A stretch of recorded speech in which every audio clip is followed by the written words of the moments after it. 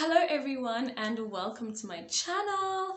I'm Tori and this is Gracefully Tori. If you're seeing my face for the very first time, hi! Thank you for clicking on that button to find out more about who I am and what I am about. And if you're returning, a faithful member, a subscriber, a shareholder, hi!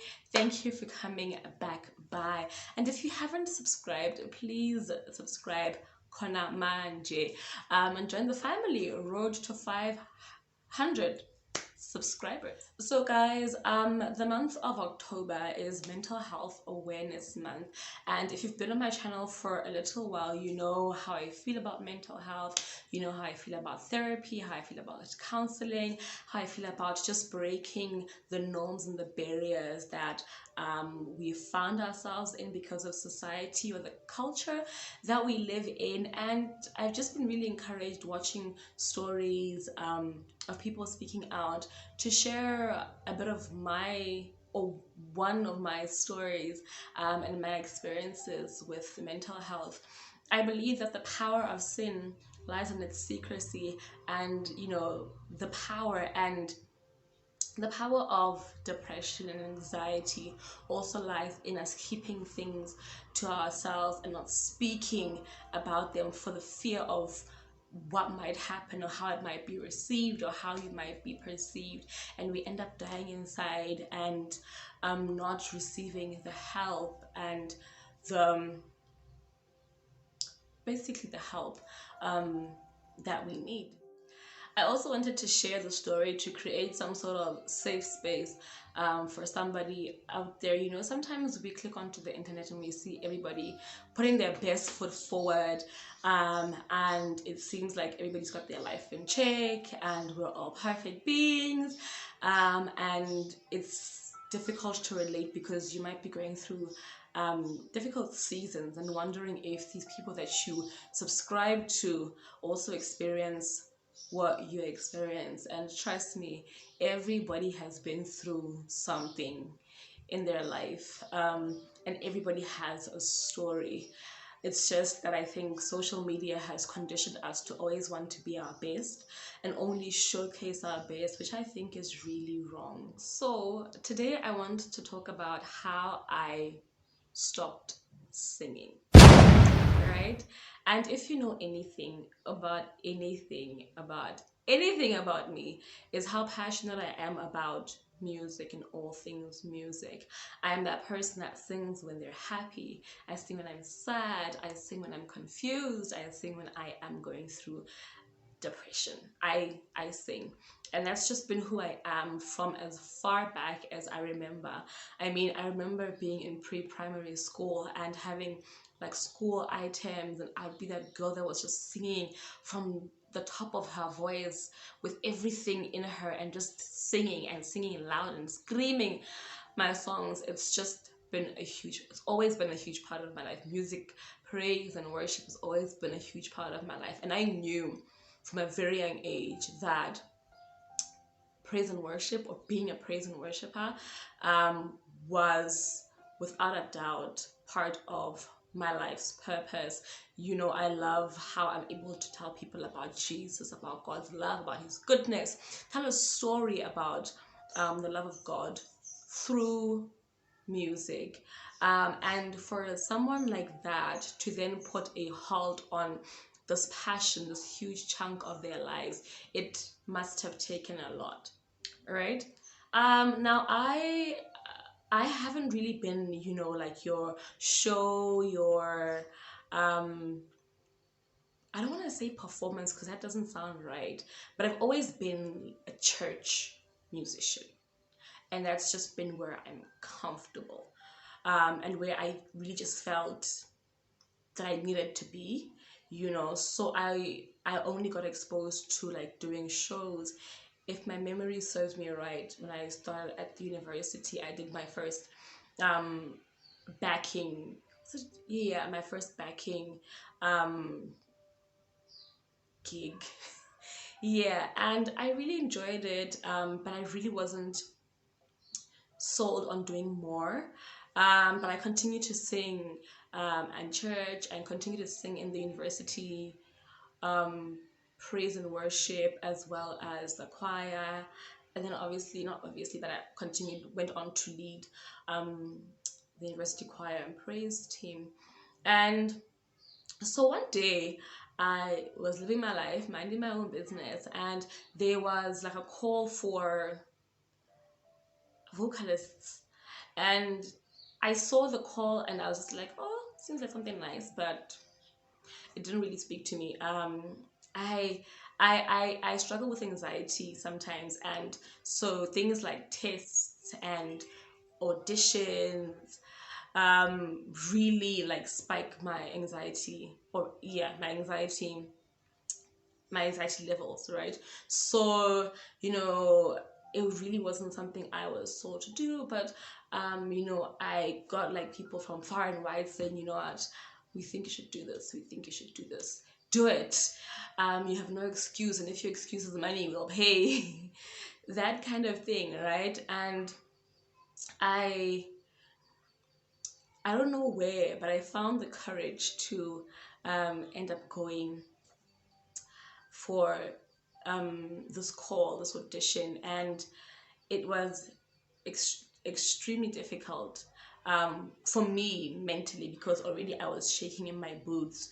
I had no idea. I had no control over the situation. Firstly, I had no control over the outcome. I didn't know what was going to be said to me. I didn't know how I was going to be received. Was I going to be good enough? I think for me at that point, it really wasn't even about being accepted. It was about even just getting feedback that could help me as a vocalist in my in my growth as a musician, because I believe that these people were very experienced with regards to music, very experienced with regards to music in the church, right? And so I was yeah, I was very vulnerable, I think, at that time. And so I decided to go for this audition. And um, the first set, I think, was okay. It was an audition. There was people. It wasn't just like there's four judges, four, yeah, panelists, and that's it. It was like a small room but full of people. And um, I auditioned. I still remember the song, and it was a very liberating experience, right? And I got a good, not was it a rating? I got good feedback from the judges, and then I think I went through to like another round, and then we sang again, and then we were told to that would get feedback. I think it was the following week, 2 weeks later.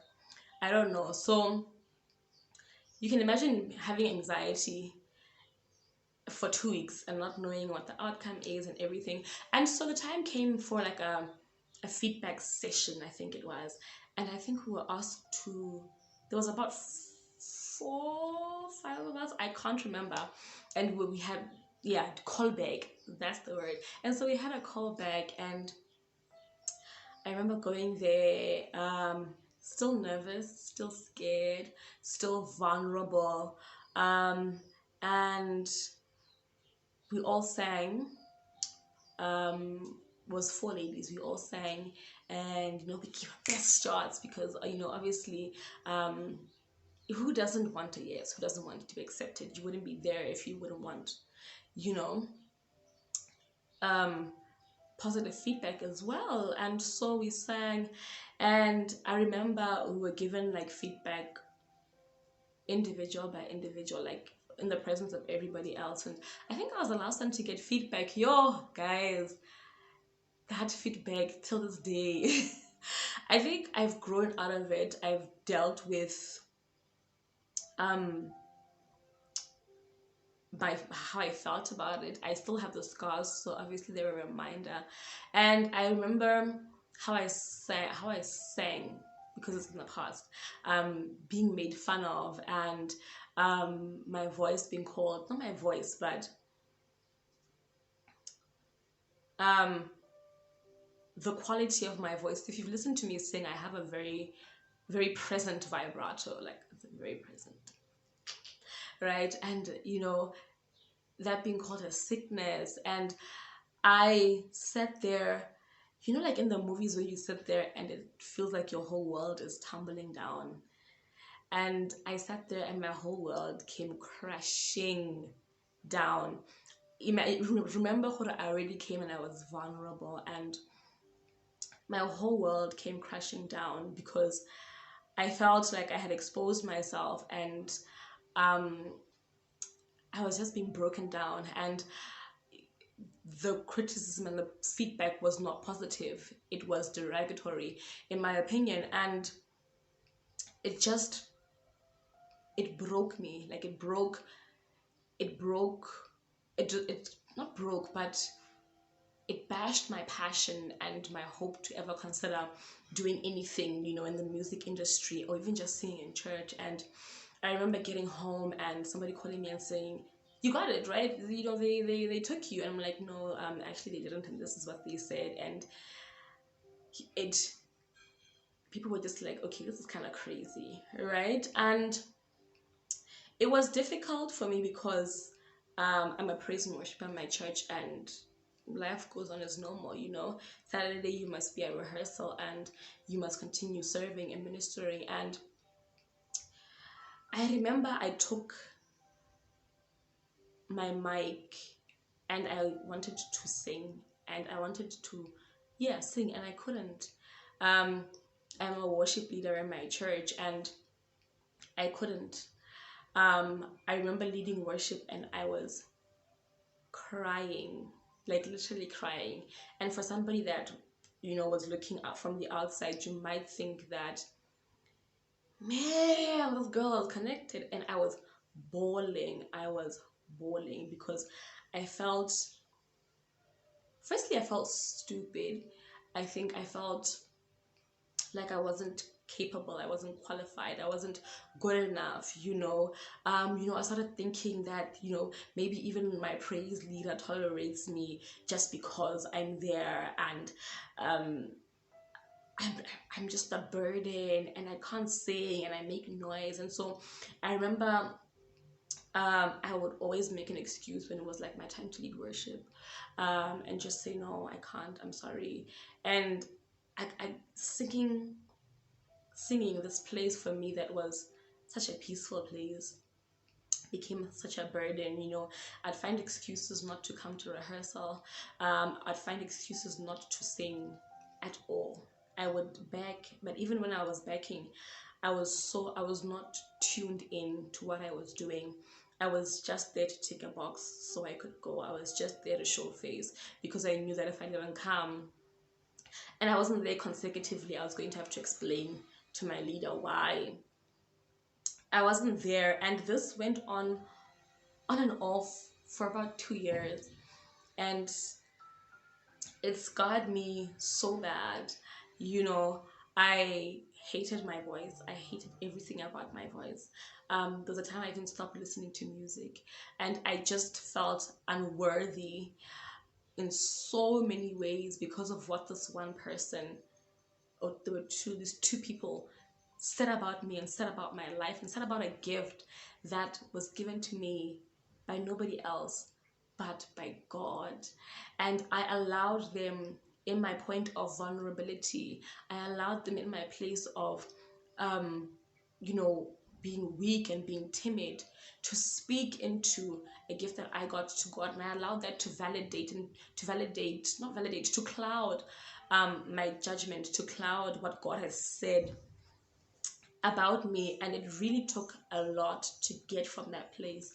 And I think the more I started to speak about it and not hide it was when I started to regain my power and regain the knowledge and the understanding of who I am in Christ. And it reminded me of why I started in the first place, how I felt, and how, not just how I felt, but the work that my ministry did. And it took a lot of internal communication and challenging myself again and putting myself back there and just talking about it to those that are close to me, to getting back to a place where I was serving again. And I think this is why I hid for a very long time. But thank God, I'm over it and I'm a different person now. I remember when I started my channel, a lot of people were saying, you know, we can't wait for the music, we're so excited. But I wasn't ready. I've always wanted to put music content out there. But I just felt very vulnerable because I never knew how much or how it would be received, you know. And it was really important that I shifted myself from seeking people's appreciation and seeking people's applause, and to understanding whose I am and who has called me and who has given me this gift, and to do the work of my Father. And yeah, so it's been really difficult for me. It was difficult for me, you know, to sing and to be okay. Like, I'll put a video up sometimes and I would sing, even on just like a WhatsApp status, and in 20 minutes I would take it down because I wasn't ready to hear what people had to say, or even just to, you know, to get feedback, or to have people listening to me, or have people have access to that part of my life. But praise God, I'm good now. You know, I always say the fact that we're living with people means that there's going to be some sort of riffraffs and some sort of miscommunication. And, you know, that people's feedback, if it was given to somebody else, they might not have received it like I have received it. They might have been able to laugh it off or to brush it off, but I was already in a place of vulnerability and already felt exposed. And when that came, it hit me really hard. But I'm grateful now for that lesson, because it's really given me a thicker skin. It's given me some sort of level of tolerance, and it's really taught me as well, when I work and interact with people, to always be cognizant of everybody that is around, and always want to bring about positivity, always want to bring about a vibe. You know, in a rehearsal or in a music session, and just always want to be the positive person and be the light. So it was a great learning curve for me, even though it was extremely hard to learn. And now I love putting out content. I will sing for you. If you follow me on Instagram, which you should, I literally am singing a new song every single day. I don't need a piano player. I will sing. I will sing on Instagram. I will sing on TikTok. I sing, you know. And for me, it's just about doing that which I've been called to do, and not allowing people's thoughts and people's expectations to get into my mind. You know, you can't be everybody's cup of tea, and I might not necessarily have been the sound and the voice that they were looking for, and that's okay. But at that particular point in time, I didn't see it like that. And to anybody that, you know, is going through something like that, who, you know, feels like somebody's words have brought them down, or, you know, you were looking for some sort of validation from someone and you got the opposite, talk about it. Talk to someone about it. You know, don't sit in your slump. Don't waste time. Don't waste your God-given time, you know, to live, to serve, to evolve, to be, well, while sitting in that state of depression or anxiety. Don't give up. Do not give up. Tomorrow is a brighter day, and there is so much more in store at the end of the tunnel than you could have ever fathomed. It might not look like it. It might not feel like it. It might, you know, it might feel like it's the end of the road. It might feel like there is no coming back from where you are, but it's so possible. But it takes a willing heart. It takes you being intentional. It takes you allowing yourself to lean on somebody else. It takes you to just being present and fighting for your life. I hope this spoke to someone. I don't know if I'll do more of these because they're really uncomfortable. I think you can hear my voice going shaking a bit, but it was necessary. And I think that it's really important for us to have more conversations, not just on this platform, but in life in general, that speak to the, you know, the things that we've been through, the stories, to create some sort of relatability for those that are around us, and a safe space to say, you know what, just because you're a Christian doesn't mean your life is perfect. Just because you're born again does not exempt you from going through storms and trials and tribulations that you are going to go through them. But the best part is that you have Jesus, that you have a community of believers that are going to stand with you and pray with you and cover you and uplift you. And it just makes the burden a little lighter. I am Sohomolesiwa. This is Gracefully Tori. If you haven't subscribed, please subscribe. Please share this with someone you think will or someone whose life this might add value to. And let's just every single day try and make the world a happier place. So always be kind and courteous with your words and everything that you say.